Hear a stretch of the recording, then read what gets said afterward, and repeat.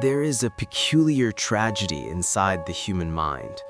We cling most tightly not to the moments that nourished us, but to the ones that wounded us. We hold on to memories that tear us open, to stories that have already ended, to people who are no longer here, and to versions of ourselves that no longer exist. We revisit old scenes like archaeologists of our own suffering, digging through the ruins of long-gone moments as if the past still contains something we need. Letting go sounds simple in language, but in the emotional landscape, it is one of the most complex acts the mind can attempt. The question is not only why we hold on, but why we hold on so fiercely to things that hurt us, things we know are destroying our peace, things that should have been released long before we grew into who we are now. Part of the answer lies in the way pain shapes the mind. Pain is not a passive event. It imprints itself on the nervous system with a clarity far sharper than joy. Joy is fleeting, delicate, atmospheric, but pain is instructive. Pain teaches. Pain marks. Pain warns the body and the psyche. This matters. Remember this. Protect yourself at any cost. And so, the mind does. It constructs a map of danger from the moments of hurt. It circles them in red, highlights their contours, and stores them in an easily accessible drawer. These memories become tools of survival, reminders of what not to trust, who not to love, how not to hope.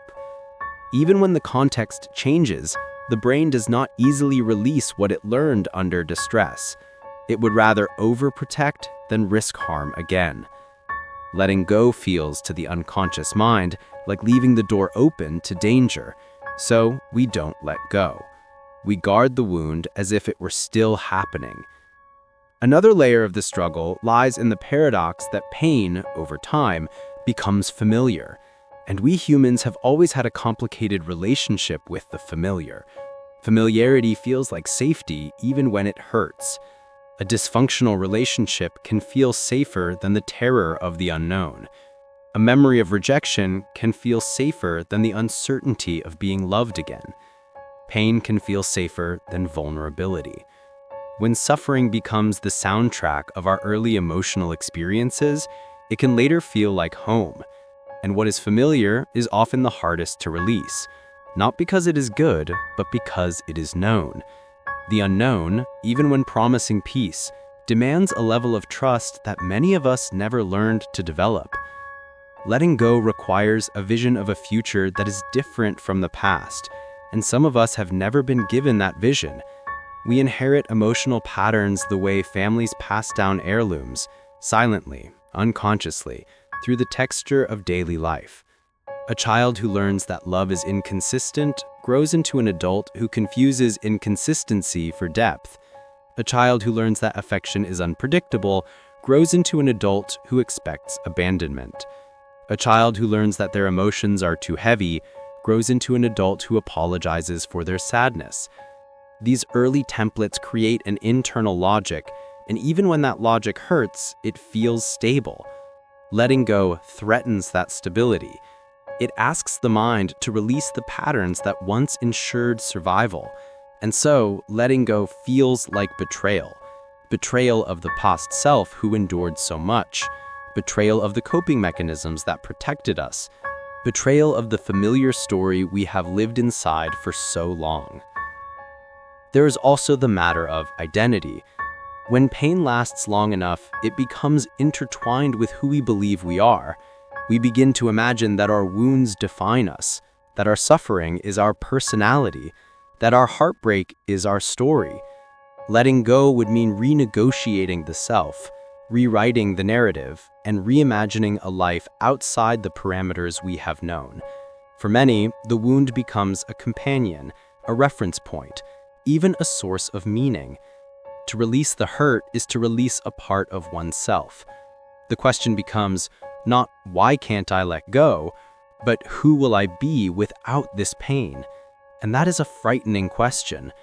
The mind prefers the pain it understands to the freedom that demands courage. Another reason we cling to pain is because we secretly hope the past will resolve itself if we just hold on a little longer. We replay conversations, hoping that in rethinking them, we will finally extract a meaning that frees us. We revisit old relationships, convinced that understanding where everything went wrong will restore our sense of control. We hold on to regrets, believing that punishing ourselves will prevent future mistakes. The mind clings to pain as a way of completing a story that feels unfinished. But the past rarely offers closure. It simply repeats itself in memory, echoing without resolution, while we search endlessly for answers that may never exist. Sometimes letting go feels impossible because we were never allowed to express the emotion at the time the wound occurred. A heartbreak we never mourned, an anger we never voiced, a fear we swallowed, a betrayal we never acknowledged. Emotions do not disappear when ignored. They simply go underground. They wait in the psyche like unopened letters, demanding attention long after the event has passed. And when we encounter situations that resemble the original wound, these old emotions resurface. The past invades the present, convincing us that the hurt is still alive. Letting go is difficult when the body still carries the emotional weight of what was never processed. There is also a deeper, more existential truth. Letting go reminds us of our lack of control. We cling to the things that hurt us because holding on gives us the illusion that we are still participating in the narrative. Letting go feels like surrendering to the randomness of life, admitting that we cannot change what has already happened.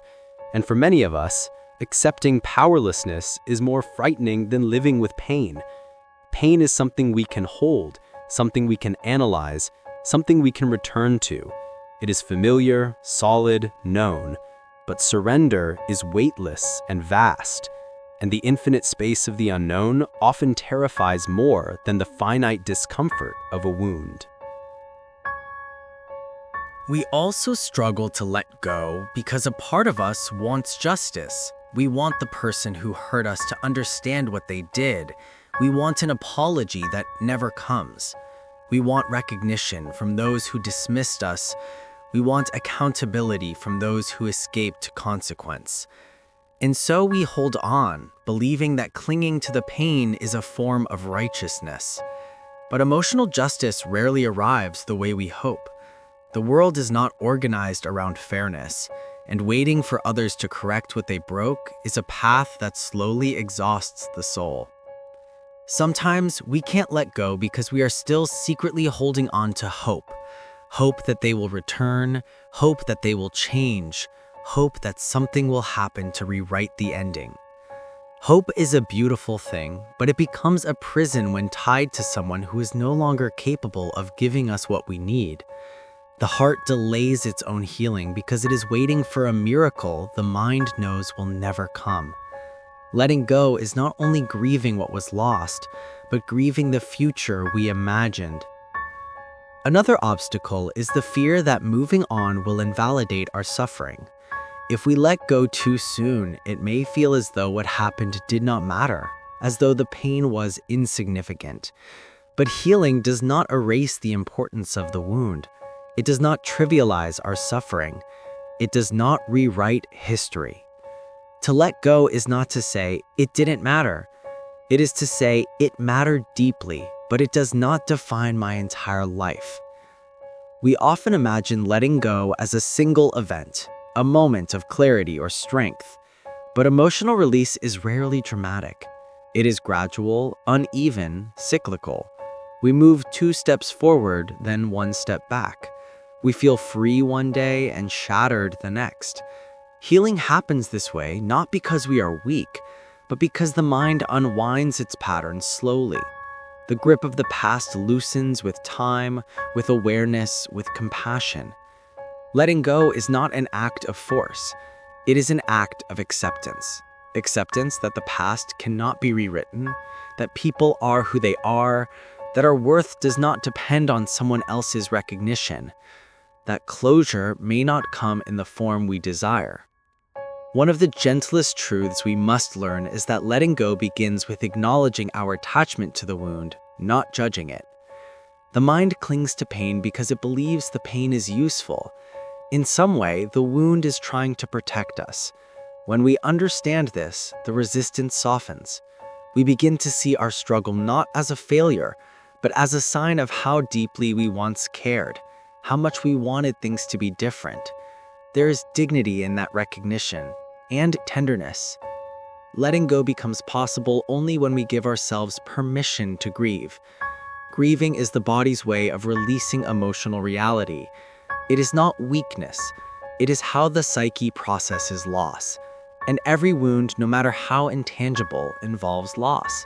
Loss of trust, loss of hope, loss of innocence, loss of imagined futures. We often try to bypass grief by holding on. But grief does not destroy us. It transforms us. The wound that is finally acknowledged can begin to heal.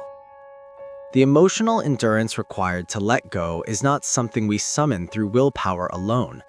It is built slowly, through understanding, reflection, and kindness toward oneself.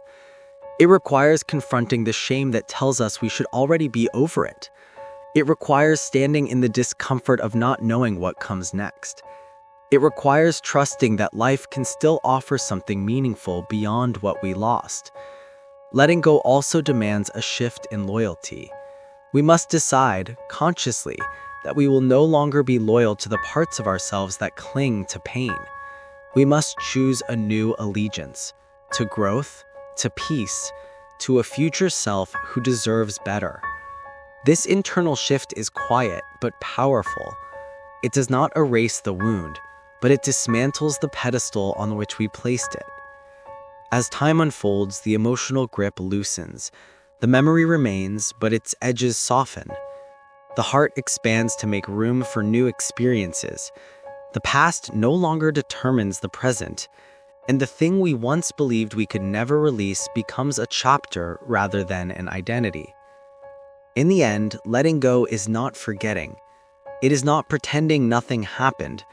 It is not erasing the emotional fingerprints life has pressed into us. Letting go is simply choosing not to carry the weight anymore. It is deciding that the story must continue, even if a part of us still mourns the way things could have been. It is allowing the wound to close, even if the scar remains. And it is trusting that the heart, despite everything, knows how to heal if we allow it the space and tenderness it has long been denied. The human mind clings to pain because it is trying to protect us, but healing begins when we realize that protection is no longer needed. The danger has passed.